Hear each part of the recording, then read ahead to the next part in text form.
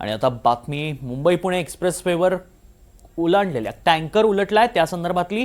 हा टँकर आतापर्यंत अपयश आलेलं आहे दुरुस्त करण्यात। वाहतूक सुरळीत करण्याचं काम एकीकडे सुरू आहे। टँकरची केबिन बाजूला घेण्यासाठी काही काळ दोन्ही बाजूंनी जाणारी वाहतूक पूर्णतः थांबवण्यात आली होती।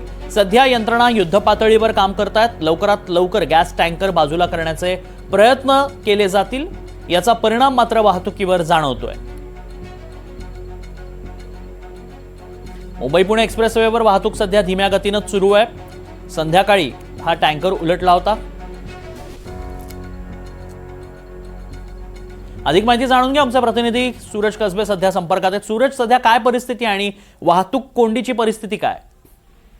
तन्मय, आपण पाहिलं तर काल सायंकाळी 5 वाजता यशवंतराव चव्हाण द्रुतगती महामार्गावरती आडोशी बोगद्याच्या जवळ हा प्रोपलेन गॅसने भरलेला टँकर पलटी झाला होता। त्यातून या प्रोपलेन गॅसची गळती सुरू होती। त्यानंतर प्रशासनानं खबरदारी घेत धीम्या गतीने या ठिकाणावरून जी वाहतूक कोंडी ती प्रयत्न केला होता, परंतु काल रात्री ही वाहतूक जी आहे ती पूर्णपणे थांबवण्यात आली। त्यामुळे दोन्ही जे महामार्ग आहेत, जुना मुंबई पुणे महामार्ग असेल त्याचबरोबर नवीन मुंबई पुणे मार्ग, या महामार्गावरची जी वाहतूक आहे ती पूर्णपणे ठप्प झाली। 20 ते 25 किलोमीटर लांब वाहनांच्या रांगा लागल्याचं पाहायला मिळतं। प्रशासनाच्या वतीने जी वाहतूक कोंडी आहे ती कमी करण्याचा प्रयत्न केला जातोय। ज्या गॅस मधून ही गळती होत होती त्या गॅस मधील जो टँकर आहे त्या टँकर मधील गॅस पूर्णपणे निकामी झाल्यानंतर या टँकरची जी पुढची केबिन आहे ती प्रशासनानं आणि संबंधित यंत्रणांनी बाजूला केली आहे आणि दोन्ही बाजूची वाहतूक यावेळेस पूर्णपणे बंद करण्यात आली। जे की मुंबईकडे जाणारी लेन असेल किंवा पुणेकडे जाणारी लेन असेल,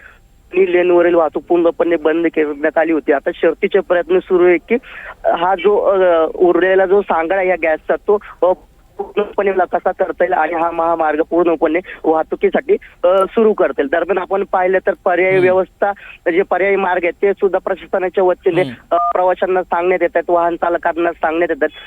कमी प्रमाणात जरी प्रतिसाद वाहन चालक देत असले तरी प्रशासन पूर्णपणे ही वाहतूक कोंडी सोडवण्यासाठी प्रयत्न करताना दिसतात। अद्याप किती वेळ लागेल, किती वेळामध्ये ही पूर्णपणे वाहतूक कोंडी सुरळीत करण्यात होईल, कधी हा महामार्ग वाहतुकीसाठी पूर्णपणे सुरू करण्यात येईल याची माहिती सुद्धा प्रशासनाच्या वतीने काही देण्यात आली नाहीत। महामार्ग पोलीस आणि MSRD आणि संबंधित प्रशासन पूर्णपणे ही वाहतूक कोंडी सुरळीत करण्याचा प्रयत्न करत आहे। वाहन चालकांना सुद्धा दिलासा देण्याचा प्रयत्न करत आहे। तन्मय, अगदी धन्यवाद सूरज, आणि वेळोवेळी तुमच्याकडनं या संदर्भातल्या अपडेट्स जाणून घेत राहू।